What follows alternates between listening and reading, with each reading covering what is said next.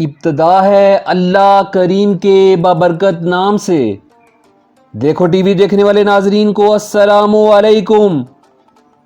آج کا موضوع حضرت یوسف علیہ السلام۔ حضرت یوسف علیہ السلام کے قصے کو جو بھی سنتا ہے مطمئن ہو جاتا ہے کہ ہر پریشانی کے بعد آسانی آتی ہے۔ قرآن مجید میں سب نبیوں کے واقعات کو مختلف جگہ پہ بیان کیا گیا ہے، مگر یوسف علیہ السلام کے واقعے کو قرآن پاک کے اندر ایک ہی جگہ بیان کیا گیا ہے۔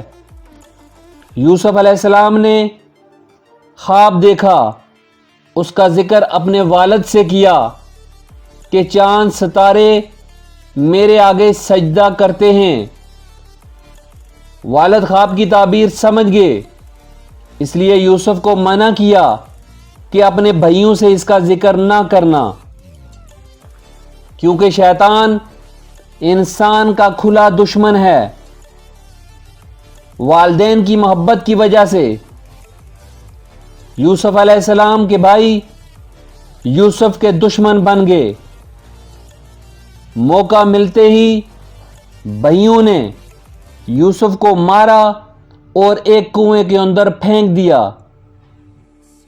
مصر کی طرف جانے والا ایک قافلے کا اس کنویں سے گزر ہوا، انہیں پیاس لگ رہی تھی۔ انہوں نے ڈول پانی کے لیے پھینکا، مگر پانی کے بجائے بچے کو دیکھا تو وہ پریشان ہوئے۔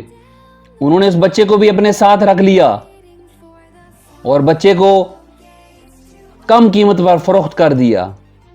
خریدار مصر کا وزیر تھا، اس نے بچے کو اپنے گھر میں رکھا، بچے کی اچھی پرورش کی۔ جب بچہ جوان ہوا تو وزیر کی بیوی اس کی عاشق ہو گئی۔ یک طرفہ مکاری والی محبت کا قصہ دنیا میں بہت مشہور ہوا۔ وزیر کی بیوی کو جب علاقے کی عورتوں نے بدنام کیا تو اس نے بدلہ لینے کے لیے گھر میں پارٹی رکھی، عورتوں کو بلایا، ان کے ہاتھوں میں پھل اور چھریاں دے دی۔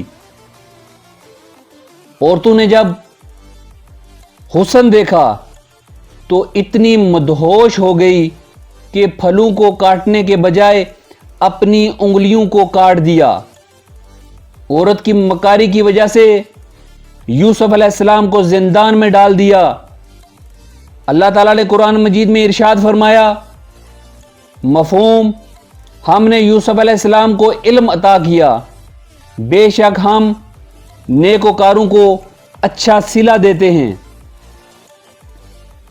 مصر کے بادشاہ نے خواب دیکھا، اس کی تعبیر جب یوسف علیہ السلام نے بتائی تو انہیں وزیر خزانہ بنا دیا۔ کچھ عرصہ بعد دنیا میں قحط پڑ گیا، ہر طرف خشک سالی ہی خشک سالی، لوگ بھوک سے مرنا شروع ہو گئے۔ تو یوسف علیہ السلام نے لوگوں کو غلے کے اونٹ دینا شروع کر دیے۔ یوسف علیہ السلام کے بھائی بھی غلہ لینے پہنچ گئے۔ یوسف علیہ السلام نے انہیں پہچان لیا۔ بھائیوں نے جب دیکھا کہ ان کا بھائی اتنے بڑے منصب پر فائز ہے تو وہ بھائی کے سامنے جھک گئے اور اپنی غلطی تسلیم کی اور معافی مانگی۔ اس واقعے سے ہمیں یہ سبق ملتا ہے کہ جیسے سورج صبح کے وقت جب طلوع ہوتا ہے تو چند گھنٹوں کے لیے ہی روشنی دیتا ہے، چاند کی روشنی بھی رات کے ٹائم چند گھنٹوں کے لیے ہی ہوتی ہے۔